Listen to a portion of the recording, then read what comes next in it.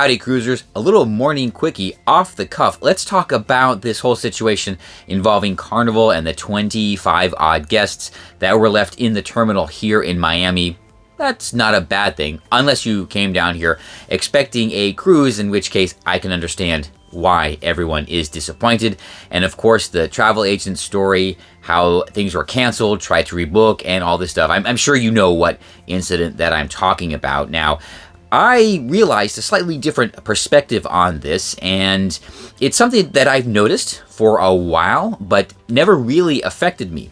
All right, let me just say, first of all, I am usually the first one to say that it is the traveler's responsibility to check everything, check all the documentation, check all the requirements from visas, paperwork, documents, vaccinations, all of that kind of stuff. That is upon the traveler to make sure. But there is one thing that Carnival and all the other cruise lines do that, in this case, I'm not going to blame the traveler. I'm going to put a little bit of this on the cruise lines. Because for whatever reason, they make it very difficult for the guest to check the status of a reservation, particularly the payment schedule and whether or not payments were applied, especially, or well, definitely when the reservation is handled by a travel agent. Of course, if you book with the cruise line directly, they're going to make it very clear that you still owe them money. But when an agent is handling your reservation, it's not so clear. In this particular case, I just happen to coincidentally, yes, totally coincidentally, have two Carnival reservations. One is paid off and the other is not paid off.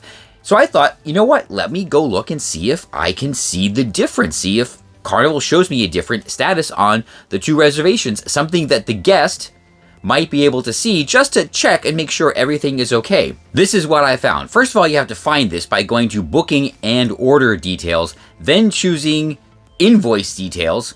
Okay, not exactly breadcrumbs, but hey, it worked. And then you see this.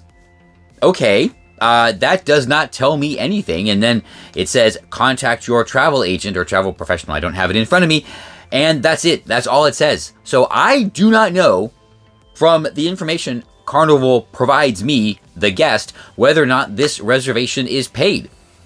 That's it. So in this case, there is no way for the guest to verify that the payments have been correctly applied. And yes, I did check the other one. It looks exactly the same. Contact your travel agent. Now, I know what everyone's thinking. Oh, well, they should have gotten the receipt and everything. And that is true. But if these are new cruisers who don't know this, who don't know what to expect, who will not call back or email back, let's be realistic, the next day, if they do not get the receipt, they might have just thought everything is fine. And even if they wanted to check, even if they had been in the cruise planner to book dining or the Dr. Seuss breakfast or whatever, there would be no way for them to know that the payment had not been applied. So, you know what? Let's wait. Let's see what happens. The travel agent says she's not going to communicate any further on this, but I'm sure one of the guests will, well, someone, it's not going to be me. Someone keep an eye on TikTok and maybe we'll figure it out. But in this case, you know what? Carnival, all cruise lines, but in this case, Carnival, you need to do better. It's not that hard. All right, will you be sailing on a Carnival cruise sometime in the future? Oh, by the way, if you have managed to hang out this time, I know I need to do this more, I'm sorry, please go click the subscribe button. All right, now that you've done that, I'll see you on board.